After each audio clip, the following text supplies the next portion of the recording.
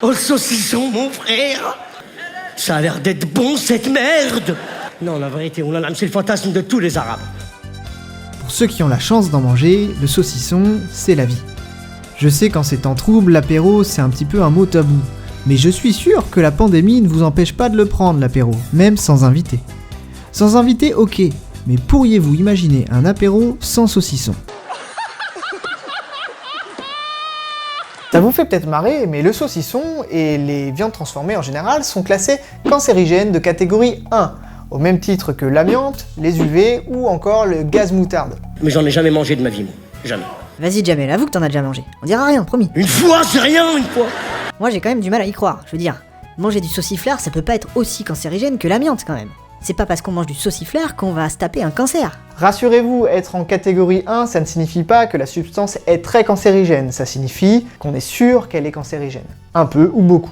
Et heureusement, parce que nous sommes de gros consommateurs de saucissons. En France, on a consommé 70 000 tonnes de saucissons en 2012, soit 2,22 kg par seconde. Non mais sérieusement ces chiffres, on s'en fout quoi. Il y a énormément d'études sur le sujet. Mais heureusement pour nous, l'IARC, le Centre international de recherche sur le cancer, qui est une branche de l'OMS, nous a résumé les résultats de plus de 800 études scientifiques sous la forme d'un rapport d'à peine plus de 500 pages. Que t'as pas lu, je parie. Non, mais la conclusion de ce rapport est sans appel. La consommation de viande transformée augmente les risques de cancer colorectaux et potentiellement les risques de cancer de l'estomac. En quelques chiffres, le cancer colorectal, c'est en France en 2018 43 000 nouveaux cas estimés et 17 000 décès estimés. C'est la deuxième cause de décès par cancer en France. Ainsi, l'OMS recommande de ne pas dépasser 150 grammes de charcuterie par semaine. Sinon quoi ? Ouais, je pose la question. On estime que chaque portion de 50 grammes de charcuterie consommée en plus augmente le risque de cancer colorectaux de 18%. D'accord, manger du saucisson c'est mal. Mais tu sais que fumer des cigarettes, ça augmente le risque de cancer des poumons de 1000 à 1500%. Je veux dire, on n'est pas dans le même cours, c'est quand même autre chose que manger du saucisson. Certes, mais ce n'est pas négligeable non plus. D'autant que c'est pour seulement 50 grammes par semaine. Imagine, tu en manges 200 grammes par semaine, ça fait 72% de risque en plus. Ok, mais c'est quoi dans la viande transformée qui augmente le risque de cancer ? Pour le savoir, il faut revenir sur les secrets de fabrication du saucisson. Avec Maïté, bien sûr. Pour fabriquer du saucisson, on broie 3 quarts de viande maigre avec 1 quart de gras de porc et on y ajoute du sel, des épices, de l'ail et parfois du sucre, ainsi que des ferments bactériens. Le tout est embossé dans un boyau naturel ou synthétique avant d'être mis à sécher pendant plusieurs semaines ou plusieurs mois. C'est au cours de cette étape de séchage que les bactéries se développent dans le saucisson et lui donnent son goût si addictif. Ah oui. Ah, c'est très bon. Bon, pour l'imitation de Maïté, va falloir t'entraîner encore un peu. Le problème, c'est pas tant qu'il soit addictif. Le problème, c'est qu'on y ajoute un additif, le nitrite. Attends, t'as pas essayé de faire un jeu de mots là quand même ? Non, c'est une coïncidence. Bref, à quoi ça sert d'ajouter des nitrites ? Les nitrites permettent de conserver les viandes, mais surtout, les nitrites sont utilisés pour protéger contre les bactéries. Il ralentit la croissance de salmonelle et de listeria dans les viandes et charcuteries, et c'est une garantie à 100% contre l'agent qui s'appelle le Clostridium botulinum, agent du botulisme. Ouais bon, pour ce qui est du botulisme, qui est une maladie grave, il semblerait que respecter la chaîne du froid soit largement suffisant au jour d'aujourd'hui. Mais le nitrite, ça permet aussi d'obtenir la couleur rose pour le jambon, c'est quand même plus vendeur. Ça permet aussi de retenir l'eau, du coup c'est plus lourd et plus cher. Et maintenant que tu en parles, je crois me souvenir que c'est justement le nitrite qui est cancérigène dans la viande. Effectivement, c'est ce qui ressort largement dans les médias. Quand j'ai commencé à travailler sur le sujet, je me suis dit, c'est super, parce que si c'est le nitrite le problème, il suffit d'en acheter sans nitrite. Mais en fait non. C'est pas si simple. Alors, reprenons depuis le début. Le nitrite, c'est cette molécule, NO2. Cette molécule, en soi, n'est pas dangereuse, mais dans l'estomac, elle peut réagir avec ce qu'on appelle des amines, et former des composés nitrosés. Ah ouais, rien que le nom, ça a l'air dangereux. À ne pas confondre avec la nitroglycérine, qui est un petit peu plus dangereuse. Parmi ces composés nitrosés, qu'on peut appeler des NOx, certains sont cancérigènes. Ils peuvent se fixer sur l'ADN et l'endommager, ce qui peut conduire à un cancer.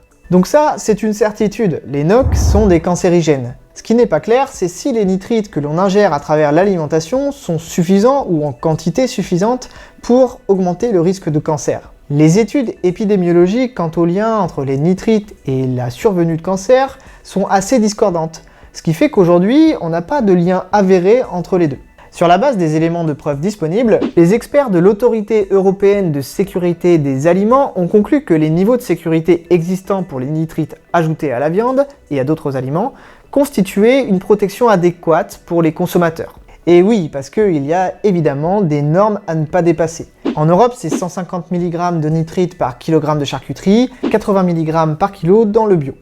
Alors moi j'ai entendu dire que les légumes étaient aussi bourrés de nitrite. Non, les légumes n'ont pas de nitrite. Par contre, ils sont bourrés de nitrate. Voyez à droite la quantité de nitrite dans les légumes, bien plus faible que dans les viandes transformées. À gauche, les quantités de nitrate. Cette fois, c'est très largement supérieur dans les légumes. Ah mais les nitrates, c'est dangereux aussi? En l'état, non, mais environ 5% de ces nitrates sont convertis en nitrite dans la bouche. Et du coup, c'est vrai qu'en mangeant des légumes, et notamment certains qui sont particulièrement riches en nitrates, comme les radis ou les épinards, Ah non, ça risque pas de m'arriver. eh bien il est possible qu'on absorbe autant de nitrite au final qu'en mangeant du saucisson. Et du coup je suppose que la consommation de légumes est aussi associée à des risques de développer un cancer colorectal. Eh bien non, tout est une question d'équilibre. Outre les nitrates, les légumes sont aussi bourrés d'antioxydants.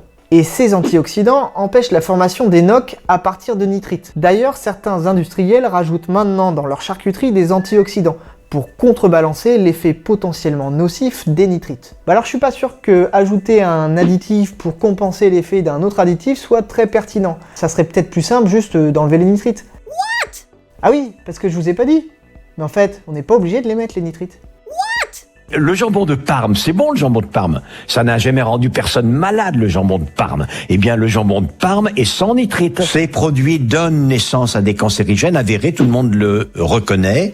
On peut s'en passer et par conséquent il n'y a strictement aucune raison de continuer de les autoriser. Et oui, dans le doute, si on a le choix de le mettre ou pas, bah autant pas le mettre hein. Malheureusement, acheter du saucisson sans nitrite, ça ne va pas régler le problème. D'autres constituants de la viande transformée ont des propriétés cancérigènes. Par exemple, l'hème de fer.